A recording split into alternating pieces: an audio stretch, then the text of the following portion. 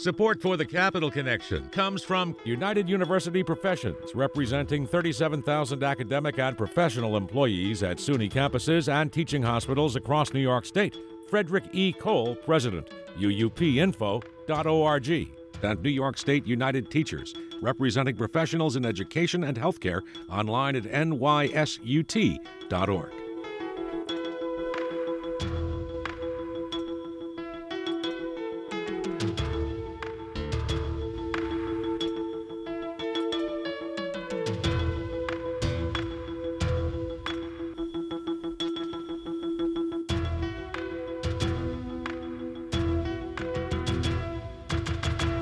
It's the Capital Connection. Hi, I'm Alan Chartock. Joining us this week is Antonio Delgado, former congressman from the 19th District and current lieutenant governor.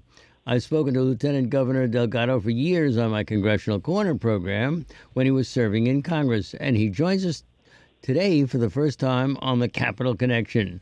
Welcome, Lieutenant Governor Delgado. It's good to be with you. Good to hear your voice. Looking forward to the conversation, my good man. Yeah, and you too.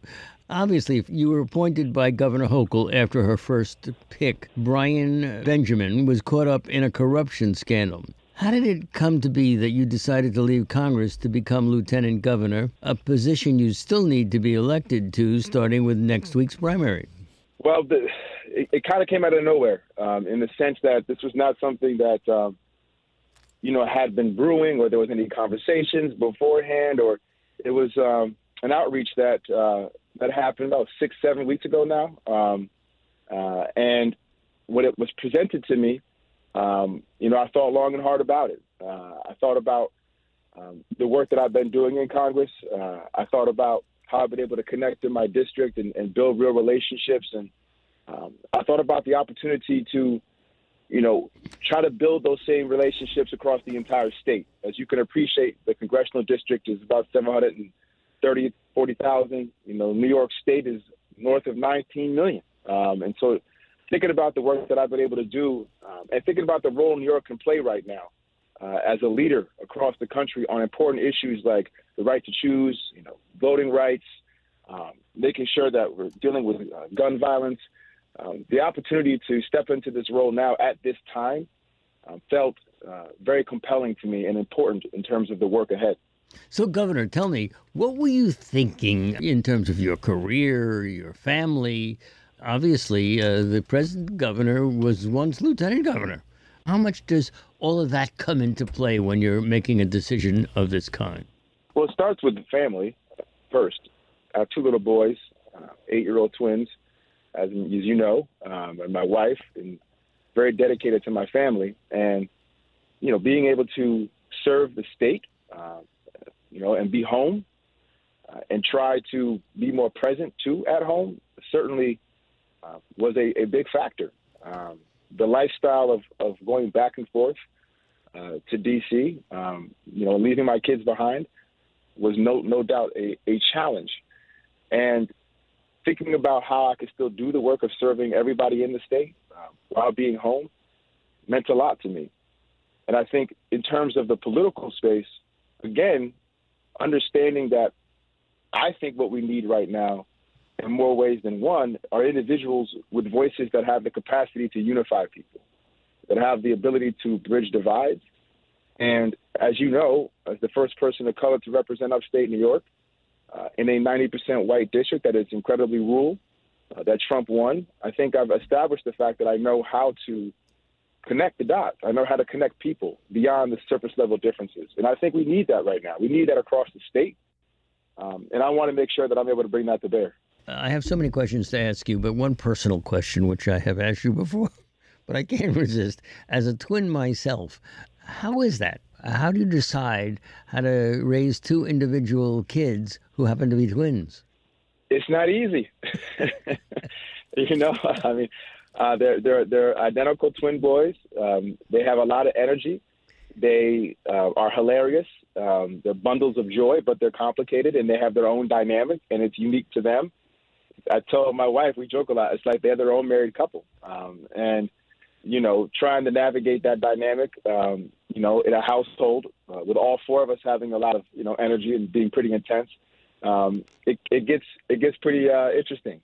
But it's fun. At the end of the day, my kids, they ground me. And every day when I think about the work that I'm doing and trying to be the example that I'm being, I think about them. And I think about trying to be the role model that I know not just them, but a lot of young people need right now. We need role models, at every level, especially when we're talking about leaders in the public space. So your relationship with the governor has to be very important at this stage of the game. You, of course, need to be elected yourself, starting with next week's primary. Do you talk to her often, and how does it all work out? Yes, the governor and I, we, had spent some time together, not spent time together, but had talked back in 2019 when she came out to D.C. To visit the New York delegation in her role as lieutenant governor, and hadn't really communicated much since then. But since the appointment, and leading up to the appointment, we've had, as you could imagine, a lot of conversations and have talked frequently, if not every day, at least every other day, and checking in, making sure that, we're on the same page about how we're proceeding here, and just thinking about the different dynamics on the ground, sharing information. I think what she's excited about and what I'm excited about is, how I can bring to bear my set of experiences as a member of Congress and my skill set in delivering federal dollars to the state and to municipalities and to counties, and also continuing to work with my relationships that I've been able to build in Congress and on a bipartisan basis within the state body. So I think I bring a level of experience and skill set and relationships that for her are going to really complement the work and be active partners in this space when it comes to policy, when it comes to setting the agenda. I think there's a real appreciation for what I bring to bear, and she wants to make sure that basically enables the administration to be at its very best. And that's what I'm excited about, is figuring out how we collectively are going to be able to have the biggest impact on the welfare and well-being of New Yorkers. So, as Vinny in my class at New Paltz used to ask me, so what's it really like?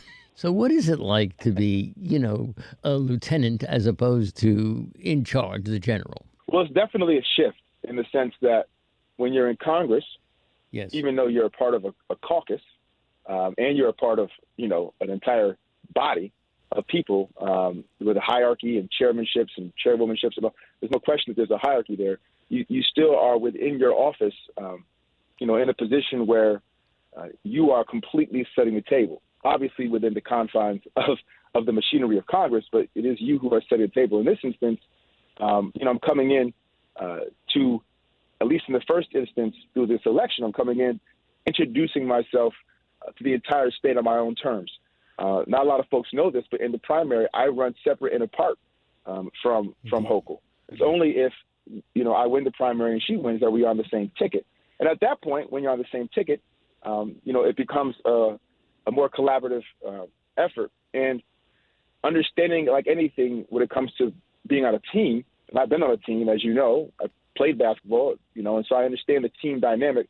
That's a whole different set of challenges, separate and apart from going about something, on your own.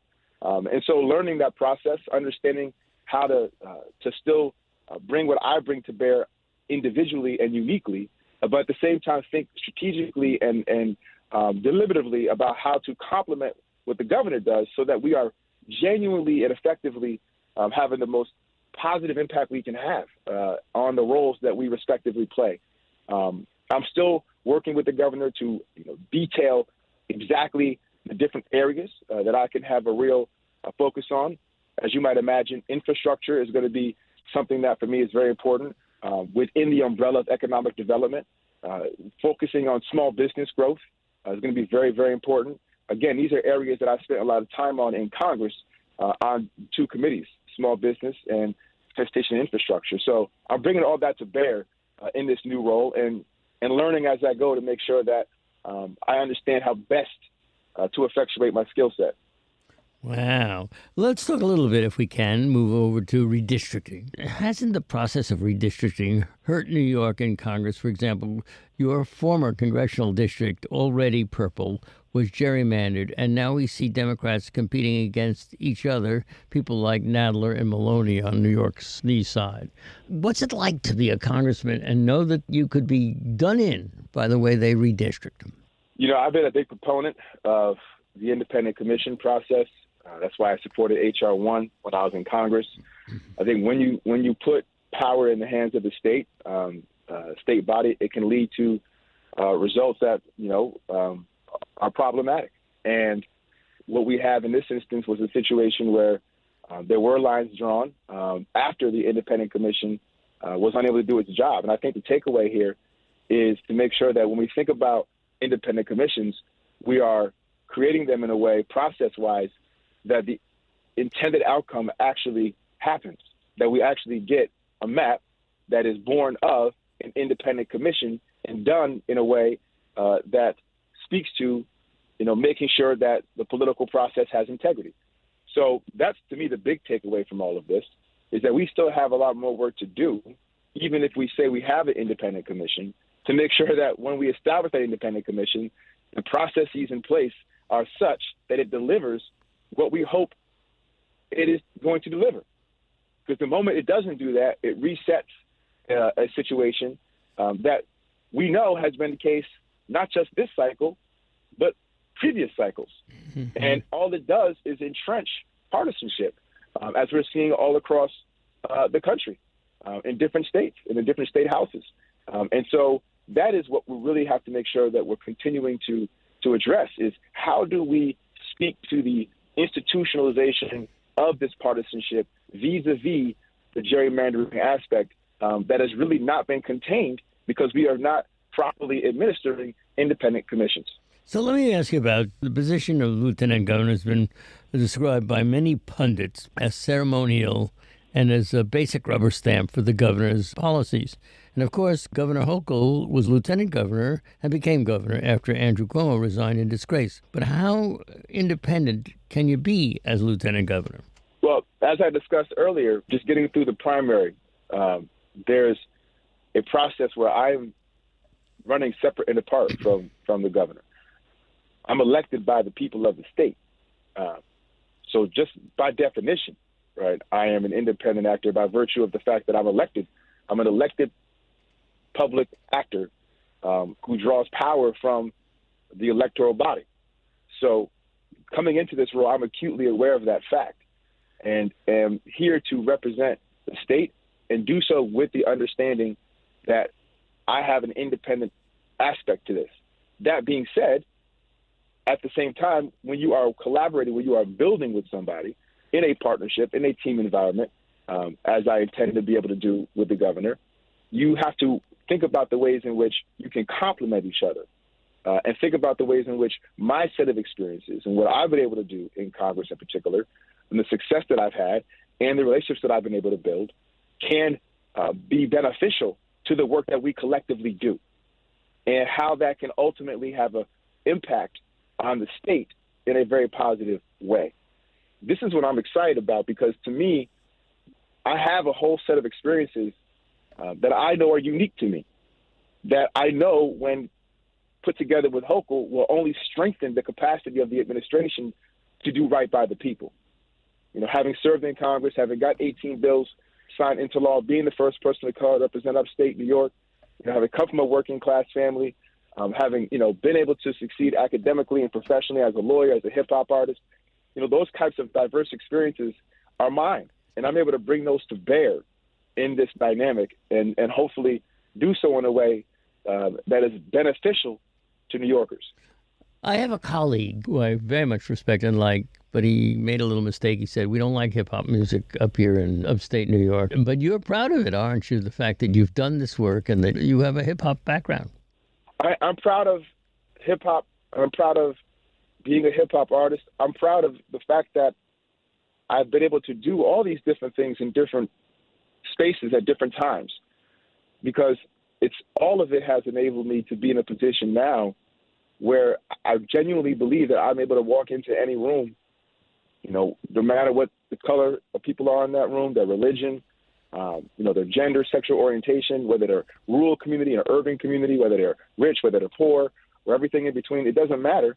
I'm going to be able to figure out how to connect because that's my life experiences. Growing up in Schenectady in a working class family, spending a lot of my time in church, going off to Colgate and studying at Oxford overseas, getting my law degree, and then not just being a hip hop artist for 5 years, but then becoming a litigator, a lawyer at a corporate law firm in Midtown Manhattan.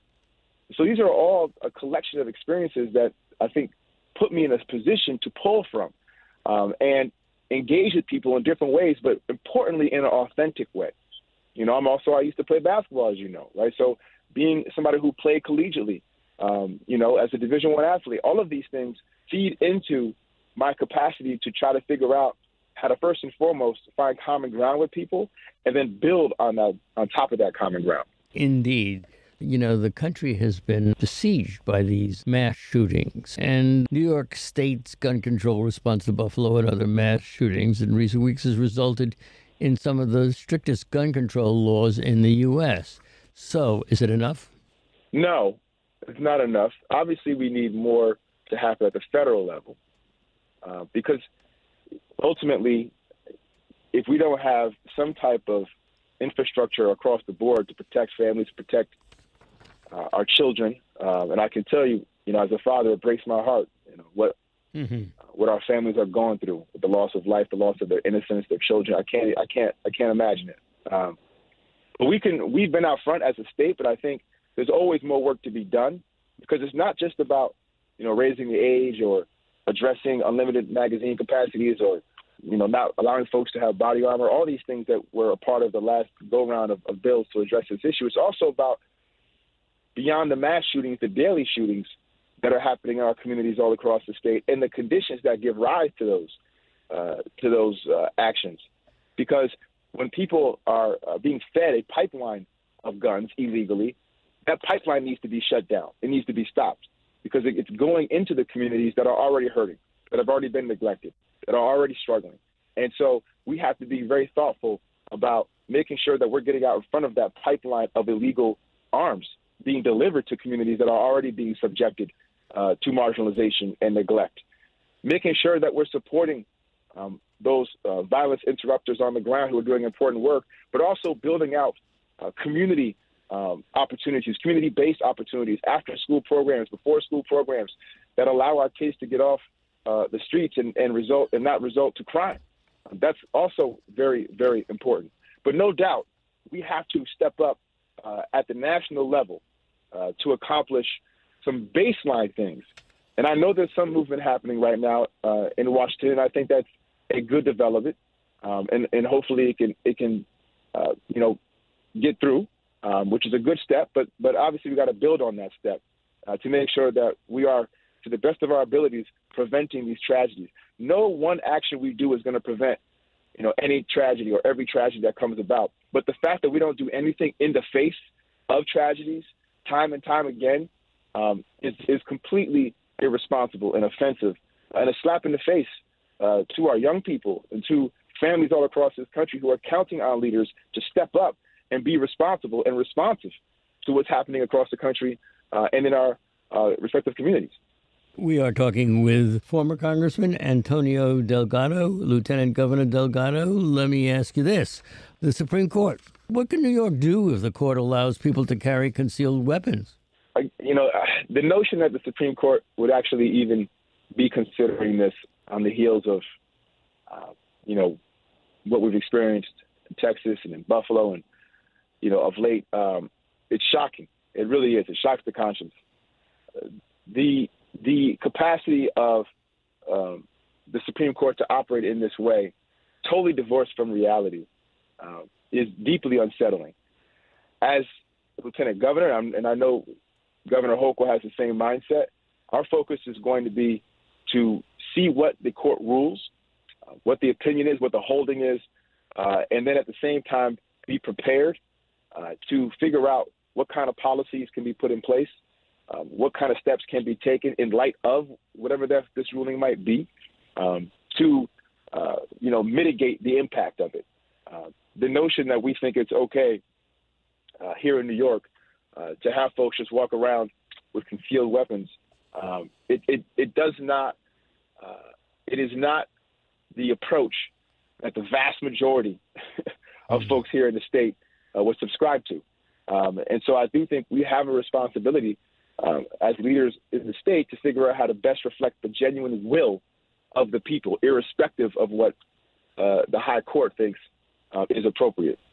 Talk to me a little bit about abortion. You earned a 100% voting record from Planned Parenthood, voting to protect the right of an abortion, even if the Supreme Court overturns Roe v. Wade. Does this put you in any political vulnerability?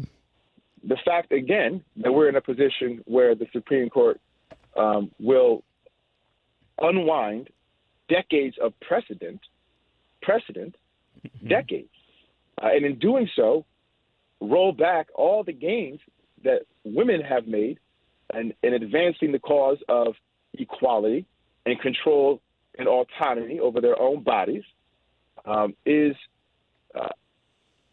again, unconscionable. That the Supreme Court feels like it is okay to move in this direction.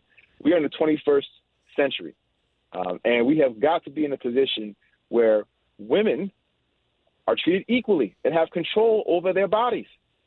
And the notion that women are not able to make these kinds of health-based decisions as it pertains to their bodies is a rollback to a time where the hierarchy in society was male domination. Just like when you enter into a marital relationship some decades ago when women were not viewed as independent actors but the property of their husbands. This is akin to that. And it is incumbent upon those of us who believe in equality, who believe that women should have control over their bodies, and in particular, making health decisions about their bodies, are able to do that. To me, it's a pretty clear dynamic. You know, there are moral questions separate and apart from what politically matters in terms of how the state functions and what the state is responsible for. And the state body should not be dictating for women how to make choices about their body.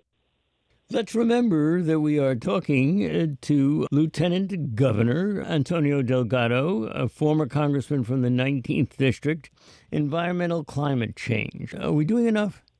We certainly have a lot more work to do. I know New York is, I think, aggressively and rightfully so, making a shift away from reliance on fossil fuels and more on renewable energy, from solar to wind turbines to geothermal. It's incredibly important. Also, investment in electrifying. I think our school buses should be important. Our commercial buses. Any way we can move in a direction where we are getting off of our reliance on fossil fuel is critically important. We know that the impact of climate change is directly correlated with carbon emissions. So our work should be to focus on how we reduce carbon emissions. When I was in Congress, I talked about this with you. I worked on a bill that would create jobs, the kind of jobs you have to fill to bring down the net carbon emissions count, consistent with what the IPCC has recommended by 2050.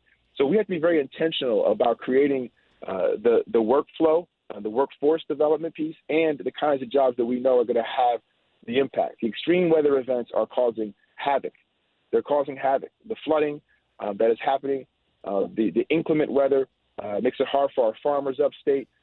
It's just really not helpful in any way, shape, or form, both on a moral standpoint, because we only have one Earth, but also economically.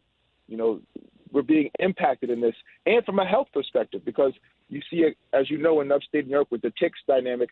That dynamic is born of climate change as well. It's becoming more intense as a result of climate change. So whether it's health, whether it's our safety in terms of our agricultural and economics, or whether it's the moral imperative, there are a lot of ways in which we have to move forward on climate change. And I'm definitely hoping to be out front on this issue as well. Okay, Lieutenant Governor Delgado, let me ask you one last question because we have less than a minute. And my question is, do you want to be governor? I want to be exactly where I am, which is lieutenant governor serving the people of this state. I've come to appreciate the fact that looking ahead at whatever might come or will come is not helping you do what you are doing in the present. And so for me, focusing on what's right in front of me, focusing on the work that I can do, this is my first statewide run. Hopefully it'll be my first opportunity to serve a full term in a statewide role.